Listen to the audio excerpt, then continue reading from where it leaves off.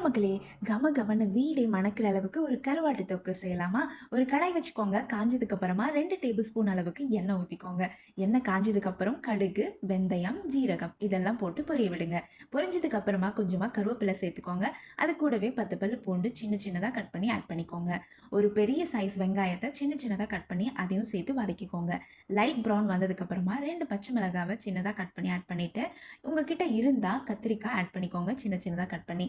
அது நல்லா வதங்கினதுக்கு அப்புறமா உப்பு தேவையான அளவு ஆட் பண்ணிட்டு ஒரு பெரிய தக்காளியை சின்ன சின்னதாக கட் பண்ணி ஆட் பண்ணி வதக்கிக்கலாம். இது நல்லா வதங்கினதுக்கு அப்புறம் மசாலா ஆட் பண்ணிக்கோங்க. கொஞ்சமா மஞ்சள் தூள், 2 டேபிள் ஸ்பூன் மிளகாய் தூள், 3 டேபிள் ஸ்பூன் மல்லித்தூள் எல்லாத்தையும் லைட்டாக அப்படியே ராவாக வதக்கிட்டு ராஸ்மல் போனதுக்கு அப்புறமா புளி கரைச்சி ஊற்றிக்கோங்க. புளி சைஸ் பார்த்தீங்கன்னா ஒரு பெரிய லெமன் சைஸ் அளவுக்கு இருக்கணும். எல்லாம் சேர்த்து மிக்ஸ் பண்ணி தேவையான அளவு தண்ணி ஊற்றி கொதிக்க வச்சிடுங்க.